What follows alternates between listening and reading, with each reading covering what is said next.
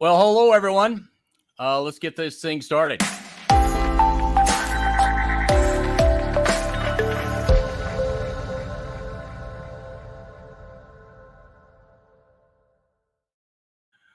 This has been a long time in the making. Season 2 of Live at 5.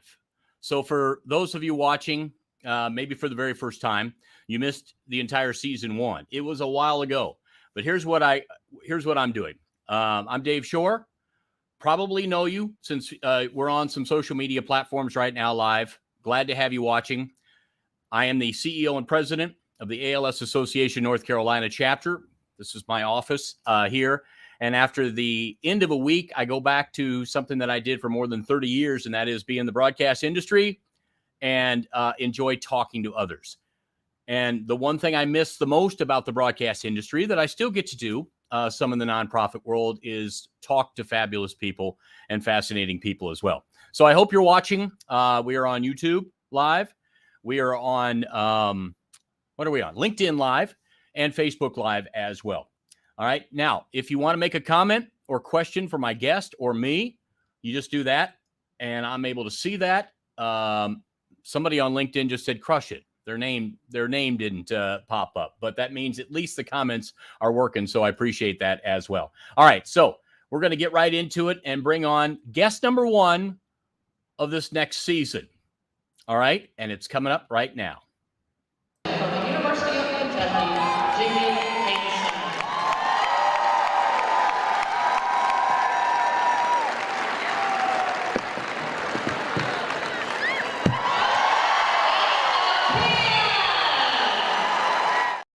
Yes, one of the great videos right there. There she is. I know her as Jenny Hansen. Jen Hansen, we get reacquainted again. It's nice to have you on. Welcome to Live at 5. Woo! Live at 5. 5 somewhere. It is 5 there. It is. It's 5 o'clock in North Carolina, not where you are. So we won't have a drink, but for all those watching, I said I've got an incredible amount of friends. You're one of them. We had lost touch over the years, but this is a good way to reacquaint. But we go back to my 1990s in Lexington, Kentucky, when you were at the University of Kentucky and I was at Channel 36 there. And you went on to win 3 NCAA all-around titles. I say you're one of the most decorated NCAA gymnasts of all time. And I had more fun covering you back in the day. And that was during the days when Kentucky basketball was doing pretty good as well. Yeah. So I really enjoyed that. And I'm glad we can reconnect again because you were one of the top athletes that I had ever seen in all my years of covering sports. Wow. Well, thank you, Dave. It was definitely a good season for me. And yeah, wow. Thank you for saying that, because that was huge, especially with UK basketball being at the level that they were and still continue to stay. But yeah, so does it seem that many years removed for you? Because you obviously have kept in shape along the way and you've kept involved in the sport that you love so much. But does it seem like a long time ago when you were competing? No, it doesn't. Well, when I look at some things, I go, oh, maybe I can still do that. But then there's some things like I definitely can't do that. So yes and no. I mean, so I think that 27 years for me being removed from competitive gymnastics, especially from Kentucky gymnastics. But yeah, it does not seem like that at all. Jen, one of the reasons why we reconnected again was because gymnastics hasn't gone away and sometimes records are made to be broken. You, for all these years, have been able to sit at the top for the most number of perfect 10s in NCAA history. I know that's a long run of doing that, many, many years, and that is about to be broken this year. I guess we've always said that records are made to be broken. Do you feel that same way?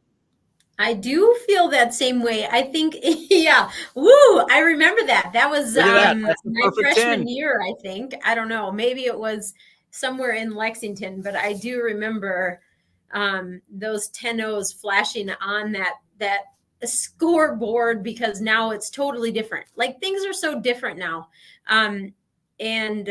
But looking at that and seeing 10-0, it's still, even now, it's odd dropping because what? You're perfect, which I don't know if anybody is ever perfect, but if there is a moment of perfection, I guess the 10-0 in gymnastics is it, right? We saw just a couple weeks ago, we saw LeBron James take over number one, the all-time record that Kareem Abdul-Jabbar had held for so many years. 27 years is a long time for you. And for all the gymnasts that have competed in the NCAA, it is quite fitting that someone is going to take that. Tell us about the young lady from Florida. Trinity. I do not, unfortunately, know too much about her, but I have followed a friend of mine who is her coach. And I followed them on Instagram and just seeing the spectacular skills that she throws and the dynamic performances that she performs. And it is jaw-dropping. It really is. And it is fun to watch the joy in her performance. And I think that is what makes her stand out so much, is that she just has so much joy in the sport that she does and that she loves doing. Jen, one of the things that always impressed me was you were winning all around titles. So you weren't just doing it in one event. What was, is that the same kind of thing that you're seeing today from the athletes that you see today? Just the overall competitiveness in all the events, not just one or two? I think gymnastics in college has changed slightly. When I was competing, it was like in the 90s, it was really, you went to championships, you had 3 days of competition. And it was, for me, I went with Jennifer Van Outer. I went with Robin Ewing, 3 years, and Van Outer won my freshman year. But it was like, even going to that and being an individual and being able to follow the top teams, there's something about that when I was competing, but now it just seems like everybody is spectacular. There's not just 3 top teams. Everybody that is at the NCAA championships for gymnastics is really, honestly, that top level. There's nobody in there that doesn't seem, there's Olympians there. It was a very few amount of Olympians that went on to college gymnastics. So I'm sure there's some people that think, and maybe you all watching competed in athletics. If you've got a question for Jen, because we're talking about generations here. We're talking about the amount of years that have passed. And Jen, you were dominating in the 90s, and we're continuing to see some great talent out there today. But I'm fascinated by it. We'll talk more about it. If you've got some questions, please add those. I've got one of those clips. I believe this is my friend and colleague, Tim Brando, calling this one right here. And now here's Jenny Hansen. This is her best event, the vault. She's very capable of big scores here. Drop and a half. Beautiful landing. Unfortunately, she'd have to score over a 10 to take the lead back from Leah Brown. Her downfall at this competition, the uneven bars, because of that 9.50 that she recorded. Leah Brown afforded the opportunity to seize, and Jenny Hansen. And there it is, right there. What a fantastic! What was your favorite event, Jen? It was vault. It was quick. It was over. It was done, and I didn't have to deal with anything. But that was definitely my friend. I don't know if it was called because it was called a horse, because I loved my horses, and obviously going to Kentucky, that was one of my main things. But I think it was just speed, explosion, and landing, and then it was done. And then I was like, I'm out.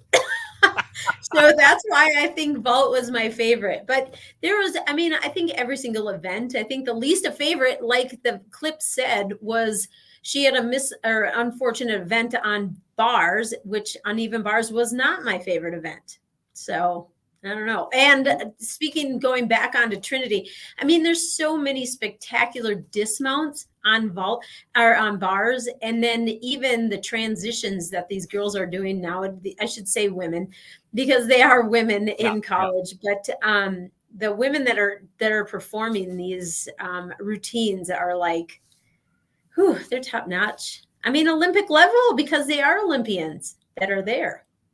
So I first got introduced to you because I had met your coach, Leah, and she was definitely a PR person for the gymnastics program for all of us in the media. And so we saw her at the end of that. So I want you to see her now as well. Leah? Hi, Jen. Hello. Oh no. Well, Wow. I did want, Jen, I did want to surprise you with that one. Wow. I think you did it. Yeah. Oh, oh Good thing goodness. I have Kleenex. What do you think, Leah? Oh, Jen's just one of a kind. And the thing that makes her so very special, typically, I talked to her about Trinity and what she was doing, and she said, "This is so exciting. She's just so amazing." And so, I mean, it never was, "Oh, I'm so sad my record's getting broken." All she could think about was Trinity and what she was doing. And that's Jenny. Yeah, it really was. And Jen, I remember the incredible chemistry that Leah had with all you and your teammates there. What made her a great coach? Oh, she just let us be us. She just let us be. And I think that's what, sorry about, but well, you haven't seen each other in a honestly, while. I really do believe that. I think that she just allowed us to be and develop. I mean, we were kids coming from such a strict environment, and then we ended up going into another strict environment, but yet a little bit more lenient. And I think that's what allowed me to be able to blossom into an adult, and also just understand the dynamics of being away from parents, being away from family, and all of those things. So I think that is something that is extraordinary, that Leah always provided for her athletes that came into the University of Kentucky as a gymnast. Yeah. Leah, go ahead. Well, some of them might tell you differently, but Jenny was definitely an anomaly. We pushed the limits in some areas that hadn't been done before. Like, I believe she had the first rock music ever on floor, because it used to be, concertos and that kind of thing. And that just wasn't Jen, and I said, I have to do something explosive like her personality. So we did rock. And one of the judges came up to me and said, if it hadn't been Jenny, I'd have given her a 0. But it just exuded her personality. And, the vault that you did the clip of, that was with a half twist on the end of it. So her vault coach, Tim Myers, we explored the fact of putting another twist on it and making it a full, which had never been done in collegiate gymnastics. And the rumor got around that she was training it. And so every time we go to a meet, they'd go, is she going to do it? Is she going to do it? We're like, well, we might warm it up, and if it's there, maybe. And then so that meet, she just felt it. We said we're going to do it, and we threw the front handspring full. And, of course, she got a 10, and the crowd went wild. But we really did, push the limits and do some things that hadn't been done. And she's just amazing. She's the Michael Jordan of her sport. Well, and you know what? I apologize. I love putting together reunions, so I didn't mean to throw you both off with an emotional moment, but that's what reunions do, right? I mean, Well, the one thing about coaching is to develop those special relationships with your athletes. And you touched on it, or Jen did. I felt like they were people first and athletes second. And so I wanted them to have the college experience, but yet, they had to train hard and be disciplined. And, but that relationship is, to me, the thing, 30 years down the road that I still have with these kids. There's a gymnastics meet tonight. 3 or 4 of them have texted me and said they were coming, and we're going out to eat and going to the meet. So they're lifelong friendships and relationships, and they're just like my kids. So, Jen came out of Wisconsin, and Jen, you Mhm. didn't come out of the largest town of Wisconsin either. Small town. So, tell me about the recruiting, Leah. Oh, well, that's quite the story. Yeah, it is. It's such Quite a the good story. I don't know story. if it's I heard love telling that or story. not, but I Let's had an hear both your assistant coach. versions. Right. I had an assistant coach that went to Florida for, better opportunity. And their coach retired, and he kind of decided that wasn't the place for him. And he said, we've been recruiting this girl, and he said, she loves horses. And he said, I think you should talk to her. So he said, it's worth a phone call, And so we talked and decided, she would come down on her visit, and she came down with her dad and just clicked with the other girls, and the rest is history. Yeah. What do you remember, Jen? Oh, my recruiting trip. I do remember my good friend still, Francie. Well, it was Francie Niles, but now Francie Svoboda, who was married Todd Svoboda. And then Suzanne Gutierrez is now Suzanne Gutierrez Hedges. But I remember those two. They were my hosts. And they brought me, the coolest thing is I remember, what was that place? I can't It was remember a holiday. exactly. No, it was Howard Johnson's, I think. Yes, but there was a restaurant that was there was a restaurant there, and I remember after the recruiting trip, they were like, they brought us back to the hotel, me back to the hotel, and we ended up just sitting on some picnic tables, chatting, talking about everything, and just talking about the team, talking about the dynamics of the team. And I think that was the clicker. Those two really brought me in. And then there was so many other things after I got the scholarship. From there, it was just incredible. Like the Needhams, Phil and Judy Needham. They had a horse farm, and Leah connected me with them, and they got me into something that I've always loved, and they gave me a different perspective on the horse industry, which I was just backyard horses, and they were the ones that helped me understand thoroughbreds that are a totally different breed, which it was incredible. But that recruit trip, geez, there's nothing else to say but wow. Leah, let me hear from both of you. I mean, everybody kind of has that watershed moment when finally there's a breakthrough. You see all the potential that you once saw starts to just transpire. What was that switch that came on from both of you? Do you remember it, Leah? You go, Leah. I think for me, it was like a diamond in the rough. I saw tremendous potential from her and her innate inherited gene of wherever it came from, Dad. And but she was rough on the edges, totally. In a sport like we talked about earlier, that's very balletic and beautiful and slow, and that just wasn't her. So I had to build on her strengths.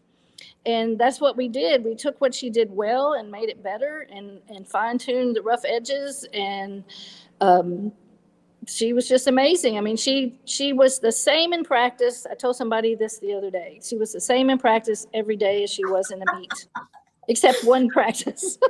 That's another story. But I would have to agree with Leah, because Leah actually ended up, she did. And that's why I said, great coaches see potential in their athletes. They don't force what they know. And I think that's what really had that connection with Leah, is she allowed us to, and allowed me to be the rocker that I was, and just allowed me to explore. And in doing so, it wasn't a forced thing. It was more like that raw potential that she goes, there's untapped stuff with you. Let's explore that and allow you to express it. And that's what she allowed me to do. And that's what I did. My freshman year, I went home after my freshman year, I should say, I went home to Wisconsin and then trained in Minnesota. But thank you. Thank you, Beth. But I know, but I didn't train all summer. You know, everybody's like, you got to go home. You got to train. Dude, my body needed a break, and that's what I did. I took a break 2 weeks prior to me coming back. Francie Niles actually came home with me, Francie Zaboda, and she's like, Jenny, you should really get into the gym. And I'm like, okay, thanks, Francie. I went into the gym. I learned a new skill, went back to, season, and there it was. And it just, that's how I rolled, because I know, and that's what Leah said, you know what you need to do. If you know what you need to do, do that. And Now, Lee, I'm only going to keep you a couple more minutes because I appreciate the time. I concocted this last night, and so Leah worked on it with me. Nice. Leah, you still do some commentary now Correct. for gymnastics. So let's put Jenny in 2023 with NIL. My goodness, what would have happened if we would have had NIL in the 1990s? She'd be a rich woman. Oh my gosh. Yeah, that's true. We still, every time she comes back, we start, putting our heads together and like, how do we, because she's still so well known everywhere. I still go in places and they're like, oh, you had that girl, that Jenny, that's it. I mean, and 30 years later in Lexington, she still has a name. So we still working on those NIL deals. Yeah. Maybe she can sponsor my nursing home when I get there. Go. Jen, Jen, are you happy with the way that has happened for athletes down the road? Because I mean, I guess you would consider yourself back in the old days then, before that. But are you happy with the way that's all progressed? I think so. I mean, we had such restrictions, and I think for athletes, there's pros and cons to everything that comes up. And I think the pros would be that they can't really concentrate on being just an athlete, a student athlete, and appreciating that whole environment of being a student athlete. But yet at the same time, I would say to Trinity, I mean, run with it. I mean, why not? I think the universities have come a long way as well as to assist the athletes that are doing all of those things. And that's the fantastic thing. It's not just, okay, this is what the athletes are doing and go with it. You have to deal with it. I think the universities are developing a little bit more, and they're actually assisting their athletes that are in that. So that's really cool. And hey, University of Kentucky, if you want to help me, help me. I'll do some more gymnastics. Yeah, and I'll throw this in or too, even another sport. I don't mind. There you go. I love it. I want to throw this in, having been in sports marketing, is that I really appreciate the sponsors and the people that jump out to help just because they want to help the program or the athlete. It's not about getting something back. I mean, I know that it has to be a win-win for both sides, but there are those corporations and companies that have the dollars that can just support the University of Kentucky and the athletic programs that are there. So if you're out there, we need you. Well, as I said, you were always a huge PR agent for your own sport, Leah, and I always appreciated that because we had a few other things we could do and cover there in TV sports in Lexington. But you always put in a plug as to why I should not miss the next meet on a Friday night or whatever that was that I would come over there. So I thoroughly enjoyed that. I thank you because I remember that as one of the great memories that I got a chance to be a part. Well, thank you. We sure appreciated your coverage. Believe me. Leah, I'll let you go. Thanks for stopping by. Sure. Thanks for asking me. Jen, I'll see you soon. All right on. Thanks, Leah. Right, thanks. All right. Leah Little.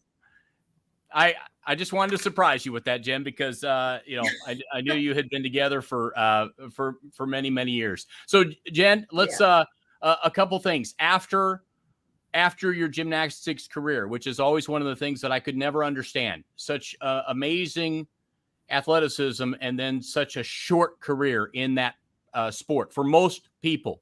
So for you, after that, were there thoughts of the Olympics? Because I know years later you did try for it. So Yeah. Well, I would never have thought of the Olympics unless I would have a good friend of mine, and she's a stunt performer as well, but Chrissy Weathersby Ball. But she was the one who we did Walt Disney World, or we did Disney Tarzan Rocks together. And in doing that, all of a sudden she went out to LA and she became a very well-known stunt performer. And she was like, Hansen, you have to get in on this show because it's great. It's all about gymnastics, and this is your way into doing stunts. And I was like, I'm like, I haven't done stunts and I haven't done gymnastics in I don't know how long.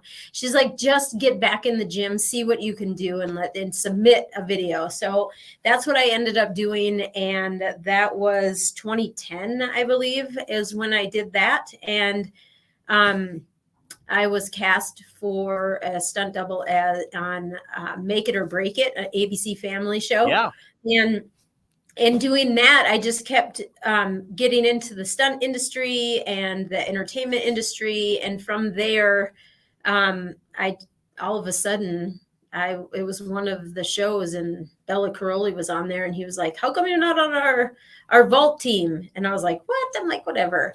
And then another girlfriend of mine who is a stunt performer, Lucy Romberg, who is fantastic at stunts and doubles, Melissa McCarthy and a lot of other people, but her main woman is Melissa. She's like, Hansen, you got to do it. She's like, you're crazy if you're not. And I was like, what? So then I started at 37 years old. I started training for the Olympics. And I mean, I didn't make it, but, that was the year of Chelsea Memel and a couple other older gymnasts. I shouldn't say older, but they were 10 years younger than me, but still. They started coming back, and they were Olympians and they were world champions. And I was an NCAA champion. That was my extent of gymnastics. So it was a lot of fun to be able to get back into that and see what I could do. But yeah, at that age, and now coaching adult gymnastics and being involved with adult gymnastics, it's really eye-opening. Yeah, and I was talking to you before yesterday, the knowledge that you have, Jen, and that you're using on the human body alone. Not only did you use that to perform in athletics, but you're using that now as a career and helping others. How much has that meant to you to just really study the human body and be able to find how you can help others? Well, Dave, that's such a great question, because you know what? I never went into kinesics. I never went into body mechanics or anything like that. It was just my own body mechanics. It was my own understanding of what the body could do. And I would take that and I would apply it to others. And now with understanding and knowing muscle activation techniques, which my business is called Muscle Endeavors, because Endeavors, there's everything to the muscle. You can do so much with it. And muscle activation techniques kind of brings me into a narrower understanding and just being able to assist people in understanding a range of motion that they weren't able to do from day one, or understanding their limited range of motion and assisting them to open that up with stability and strength. And so muscle activation techniques has really assisted me. And I just want to share that with others and have others experience what I've experienced through it. So let me ask something. In all my years of traveling, and I traveled many years in the NBA, and as we got further down the road in the years, I started to notice young athletes having things that we didn't often hear them have. It seemed more muscle strains, tears than before, even though we probably could say we've had more technology in terms of what to use in the gym than what we did back in the 80s and 90s when we all grew up. What is it about the body or the training that might be missed right now, because we just see so many different injuries out there. Yeah, it really is. It's pretty incredible to know, like the Achilles ruptures Yeah. and the back injuries and so many different different injuries that not they were something that would happen, but it was very rare. I think now it is environment and our food intake, nutrition wise. Even if we are eating proper, there's just it's not the quality that we had in the early 80s and 90s. And now just knowing what muscle activation techniques does, it's almost like a paradigm shift.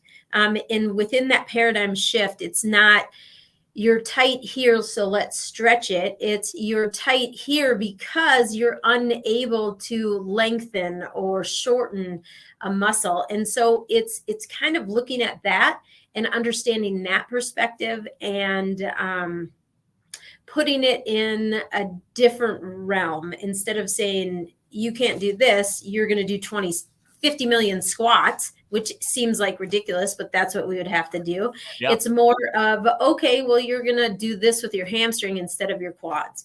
So that's what muscle activation techniques has actually helped me understand, that the difference in the way we do exercise and how we get into that exercise and stretching and different things. So I think that is what the change is. And the change is, it's always long. It's always a long process to get into and changing something. But once you change it, all of a sudden things start to roll a little bit smoother and a little bit more efficiently.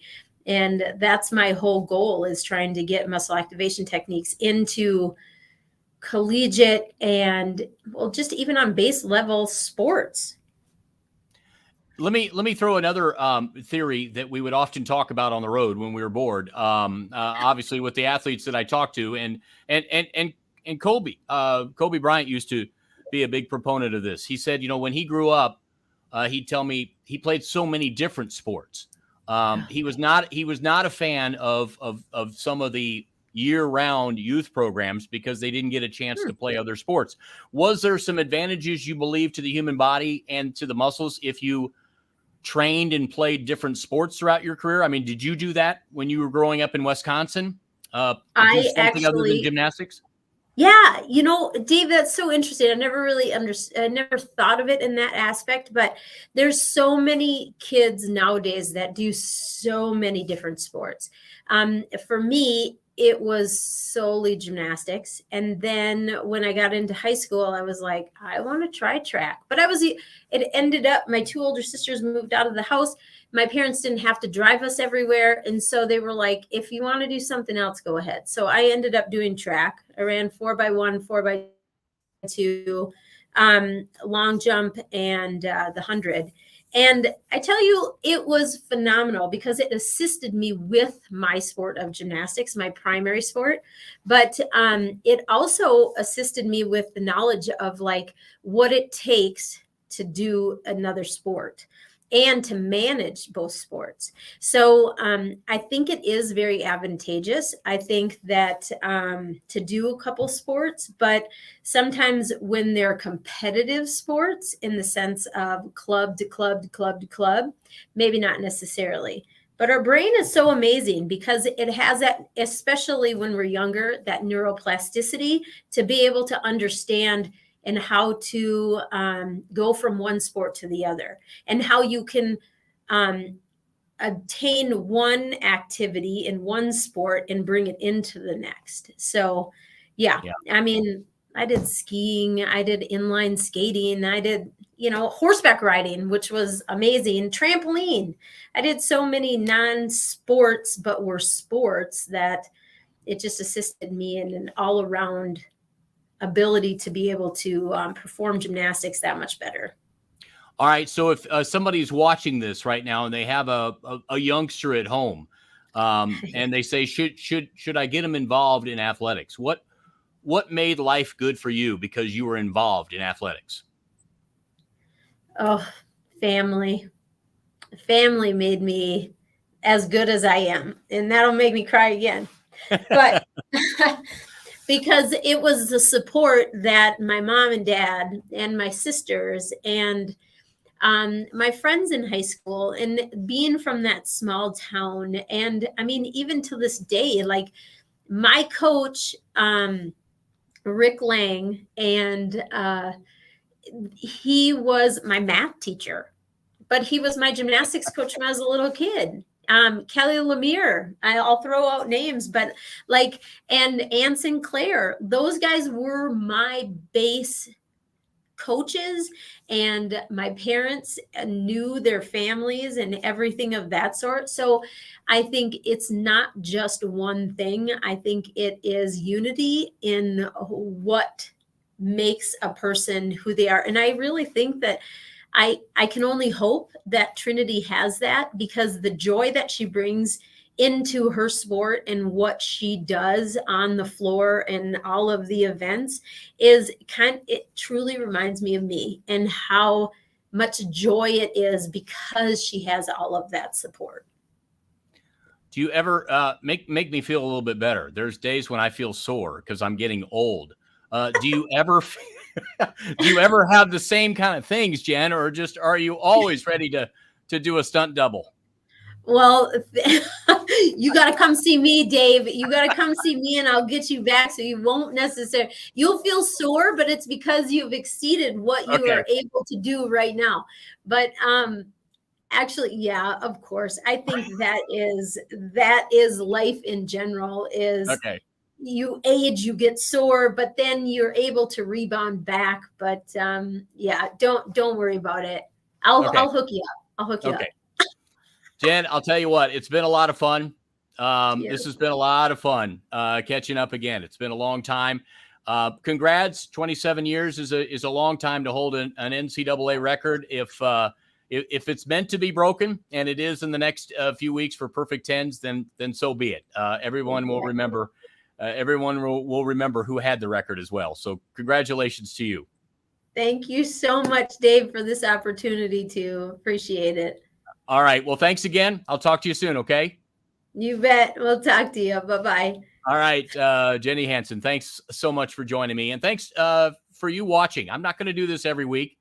We all get a little bit busy, and we're definitely busy here at the ALS Association North Carolina chapter office, keeping everything that we've got going and doing as well. I'll tell you a little bit more about that in coming weeks, because I've got a walk team again in our walk in Greenville, North Carolina. Tell you about that in coming weeks, and we'll do this again. Make sure I'll let you know. Please subscribe to the YouTube channel. It's at Shore Sports Media, and you'll find that. You'll find season number 1. We had great ones last year. We had Mark Followell. We had Cameron Mills, one of the great Kentucky college basketball players as well. Several other guys. We had a reunion of some of my friends, longtime sportscasters in Indianapolis as well. Larry Potash, WGN TV anchor. So we had all kinds of ones before. So season 2 has now officially begun. Thanks so much for joining me here on a Friday. Just having a little fun talking with some friends in my office. Have a great weekend, everyone. Thanks so much for joining.